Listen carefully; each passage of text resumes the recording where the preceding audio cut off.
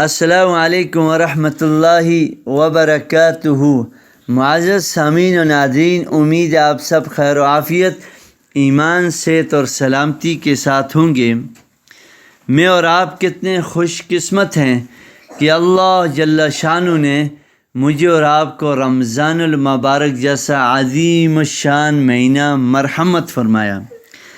اب رمضان المبارک کا آخری عشرہ چل رہا ہے۔ رمضان المبارک کے تیسرے عشرے کے اندر بہت سارے لوگ، مائیں بہنیں بیٹیاں، اعتکاف کی سعادت حاصل کرتے ہیں، اور اعتکاف کا جو بنیادی مقصد ہے وہ لیلۃ القدر کی تلاش ہے۔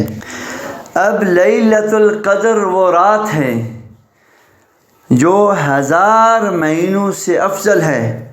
قرآن حکیم کے اندر اللہ نے اس کی عظمت کو بیان کیا۔ ہر انسان یہ چاہتا ہے اس کی فضیلت، اس کی اہمیت کو سمجھا جائے، اور اسی طرح اس کے انوارات، اس کی برکات اور فیوضات کو سمیٹا جائے۔ اور اس کے لیے آسان وظائف اور اعمال یہ ہیں کہ فجر کی نماز کے بعد ربی انی مغلوب فانتصر، اس کو تاک عدد پڑھا جائے، ربی انی مغلوب فانتصر۔ اور ظہر کی نماز کے بعد درود ابراہیمی جو نماز والا ہے وہ 40 مرتبہ پڑھا جائے، اور عصر کی نماز کے بعد صدقہ خیرات، نقد ہو، لباس ہو، کھانا ہو، کسی بھی اعتبار سے کوئی بھی چیز بقدر استطاعت اس کو اللہ کے راستے میں خرچ کیا جائے۔ اور بعد نماز مغرب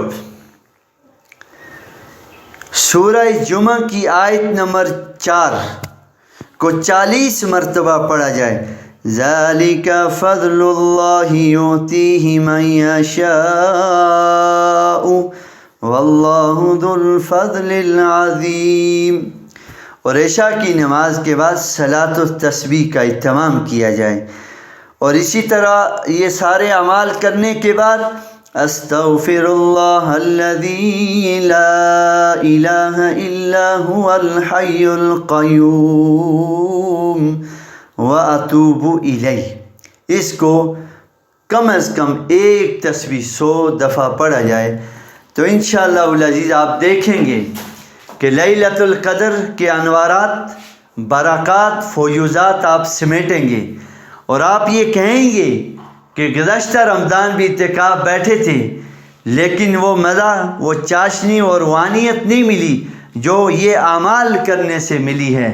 اس لیے ہماری مائیں بہنیں بیٹیاں جو اعتکاف بیٹھی ہیں اور جو مرد حضرات بیٹھے ہیں وہ ان اعمال کا اہتمام کریں۔